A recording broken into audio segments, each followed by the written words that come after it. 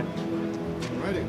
So I want to just do a quick talk about the political situation that we've got at the moment. And the reason why is because I've become increasingly frustrated by everything that I'm watching in the news to connect it to this Brexit. So I'm just going to sort of lay out kind of a summary of how I see it. Because very shortly we are going to have an election in this country. That is now inevitable. We're going to have another election in this country. And basically what we've got is a very complicated situation, and it's very easy to just come out with a basic comment, a platitude that kind of captures what is actually a very complicated set of affairs.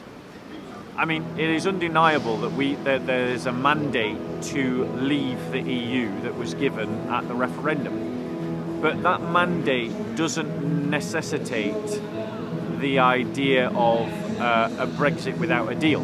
Because the question that was put to us was, do you want to leave the EU, yes or no? Most people said yes. But it doesn't naturally transfer that means without a deal. Now, that isn't to say that there aren't lots of people, myself included, who would be very happy to leave without a deal. But that doesn't mean that is mandated in the referendum. The referendum was a terrible referendum in hindsight. It was a binary choice to a much more complicated issue. And I think what should have originally happened, and I've said this before, is that there should have been an immediate election after the referendum in which all the parties laid out their position about how they choose to leave the EU. And then everyone could vote for their kind of Brexit. But that didn't happen, and we're not in that place now. Though I think that's what is going to happen at the next election. Equally so, those groups, the Remoaners, the Let's Stay in the EU at All Cost brigade, unless they win outright an election like the Liberal Democrats are hoping to, would have no democratic mandate at all to repose the question to us about whether we leave the EU. There's just no reason for that. That's essentially saying, we didn't like your answer the first time, so now we're going to make you pick again. No, the answer was given, and the answer was given to leave. So if there is another referendum, the referendum should be, how do you want to leave? With a deal or without a deal? With this deal or with another deal, or without a deal completely? But what can't happen is that on the referendum vote is one that says leave with a deal, leave without a deal, or remain. That's a trick. They are trying to split the Brexit vote so that they would win a referendum for remain. Don't be fooled, that is a trap. The only kind of referendum that would be legitimate is one that says how do you want to leave, with no option to remain at all. You can't ask for us to rethink until you've implemented the first decision. Once we've implemented the decision, whatever that is, with a deal or without a deal, and then we've had an experience of it, then we can rethink if we want to.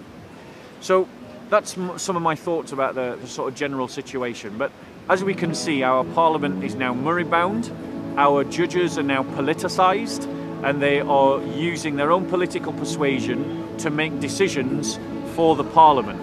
And the Parliament is sovereign, not the courts. So I think there needs to be some kind of reform of the High Court that will enshrine the rules, the customs and the traditions of the Parliament. Or we just codify all of those customs and traditions so that we've got a form of a written constitution. Now an election is coming, and we've got at least two clear positions. The Liberal Democrats are Remain. So if you're a Remainer and you're watching this, you need to vote for the Liberal Democrats. The Conservative Party is the Leave Party. And if you really want to leave, and they are the Leave Party without a deal or no deal, then vote for the Conservatives. I think you're going to waste your vote if you vote for the Brexit Party. You'll split the Remain, the Brexit side of things. I think, ironically, despite the fact that I wouldn't, I haven't got time for Jeremy Corbyn, I think Labour is at least trying to be sensible in the sense of they are trying to find the balance between the split that happened in the referendum, so they're going for the middle path, which no one likes in these kinds of situations. But Jeremy Corbyn himself, I mean, the thought of him being Prime Minister is horrific. So an election is going to have to come because our Parliament can't solve this problem. If they do call for another referendum, you must protest vehemently that that referendum is not one that is written in such a way as to split the Brexit vote in favour of a Remain vote. And you should protest whether there should even be a Remain option on the ballot paper. It should be, what kind of Brexit do you want? But in an election, which I think is coming, there is an opportunity for Christians to galvanise themselves into a political force in this country, and we must. That political force has the umbrella title of Christian People's Alliance. Now, they are a small and tiny party, but they are a small and tiny party precisely because lots of Christians don't know about them and lots of Christians won't get involved in them.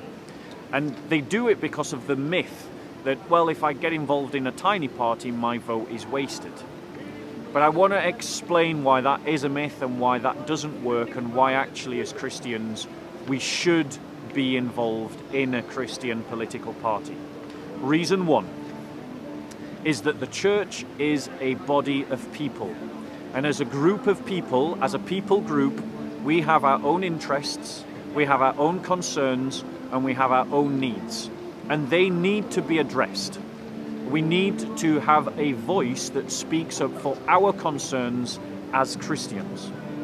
Now, immediately, some Christians will go, yes, but Bob, the church is about establishing the kingdom, and the kingdom has certain needs and certain agendas itself, and that is correct.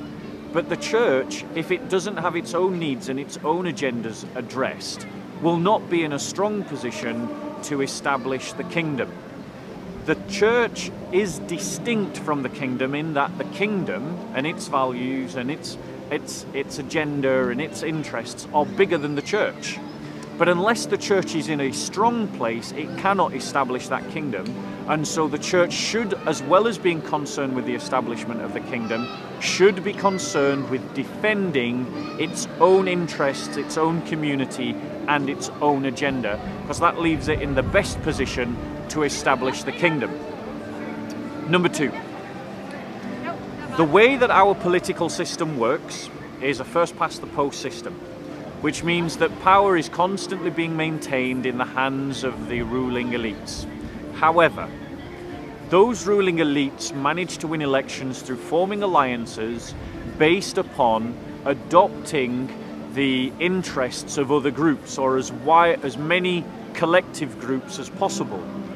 So what that means, therefore, is that when a major political party sees that there's a coalescence of people around a particular agenda, they come in and they steal aspects of that agenda to make those people vote for them in a party, in an election.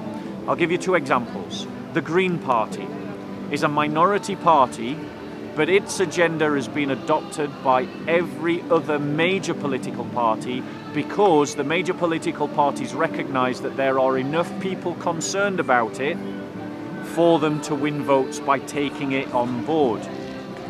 Two, the BNP was a terribly horrible minority party, but enough people were concerned about questions of immigration that the other parties, both Labour and Conservative, started to talk about it.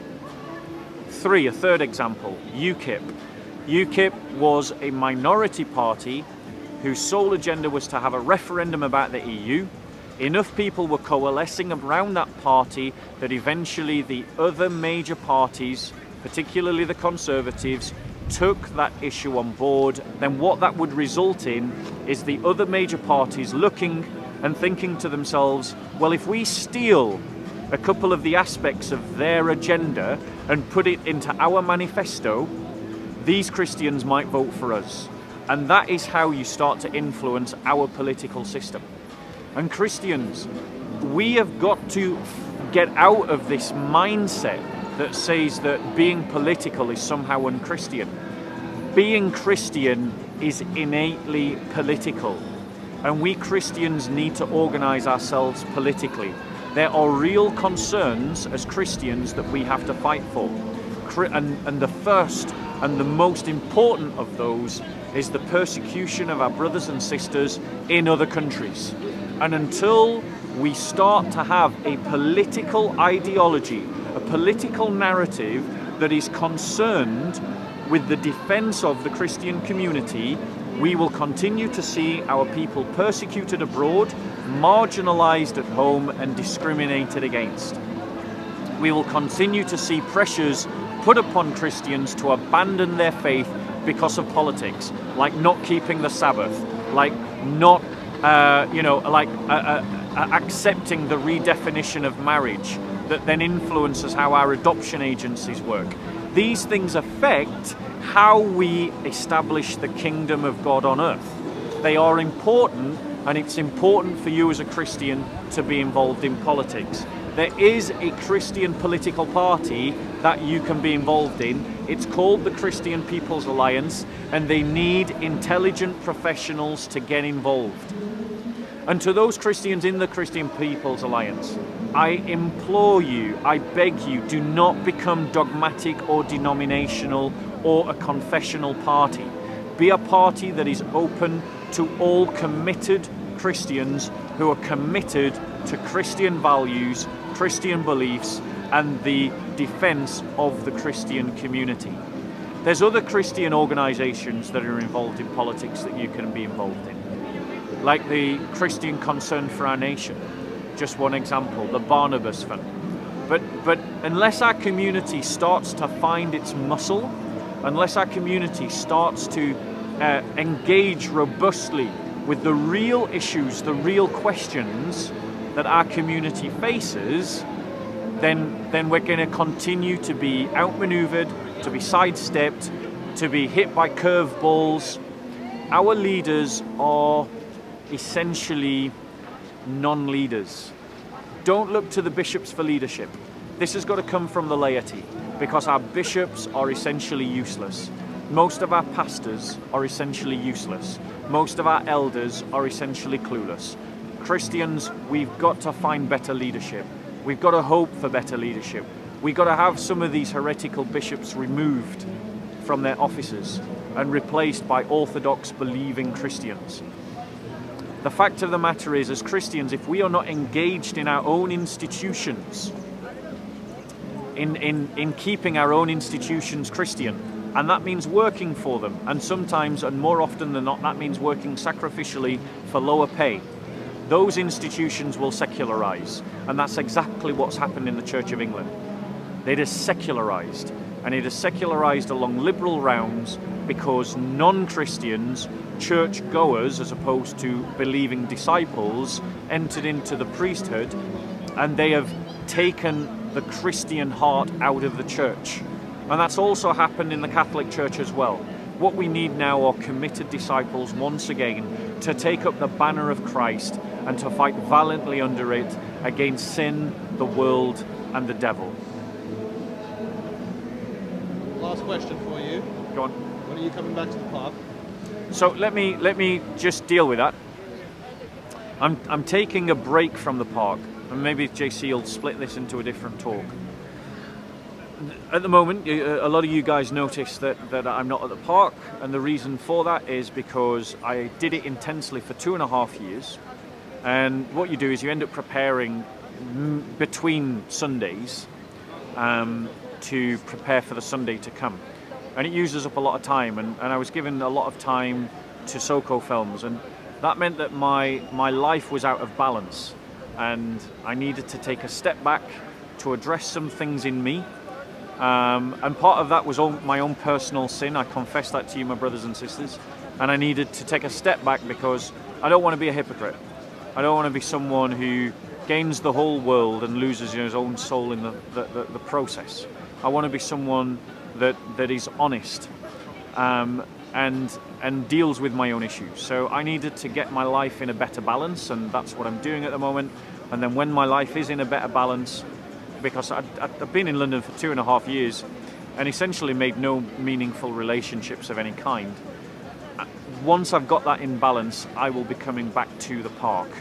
But I will be tapping into the park on a monthly basis. I'm not gone forever. And as you can see, I've not been lazy.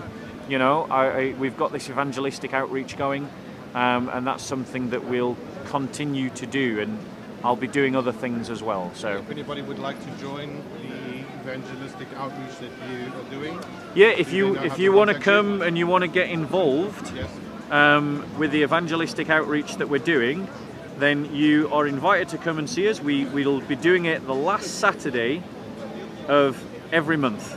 last Saturday every month. The last Saturday of every month, obviously weather permitting. So if it's the last Saturday of every month and it's pouring down with rain, we're obviously not going to be doing it.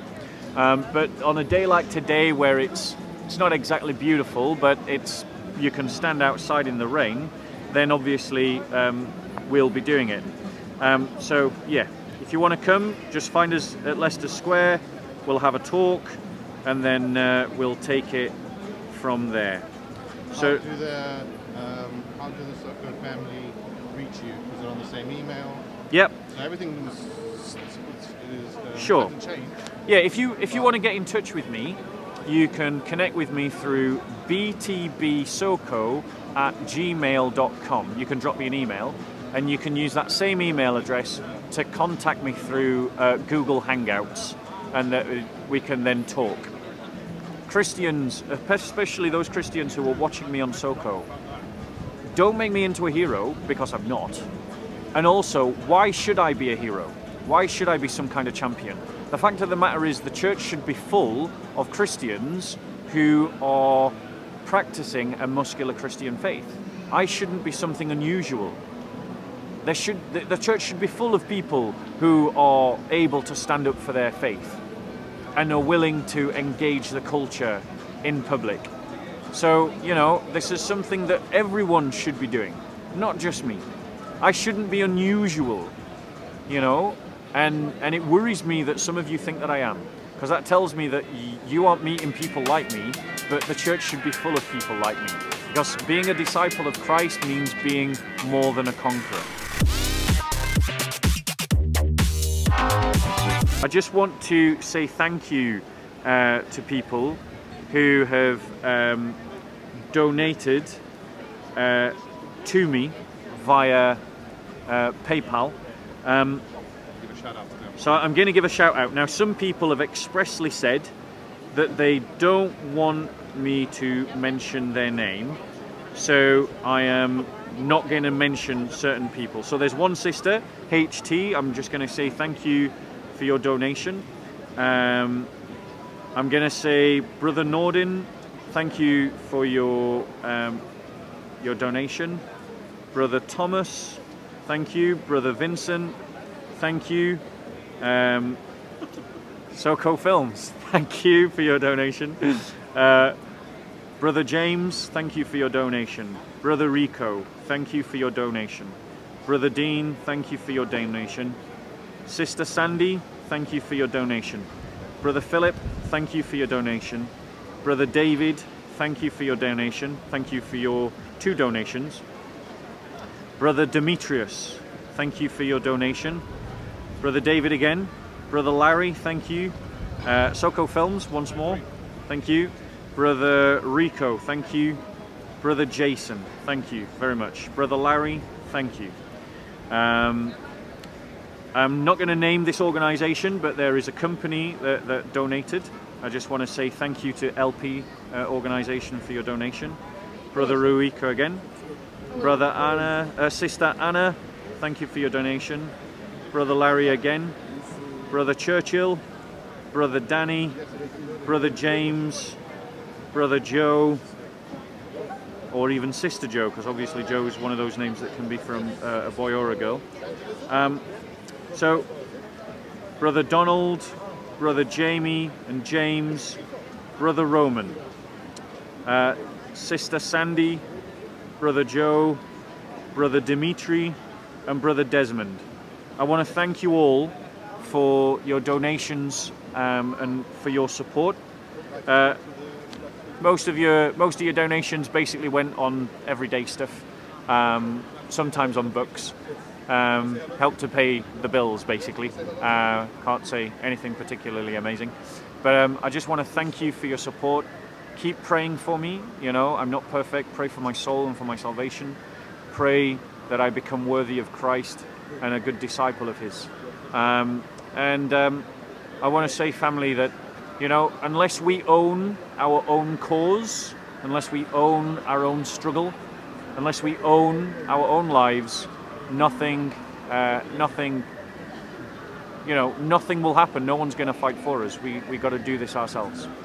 So thank you again for all your support. Keep me in your prayers as I keep you and all of you that have asked me to pray for you in mind.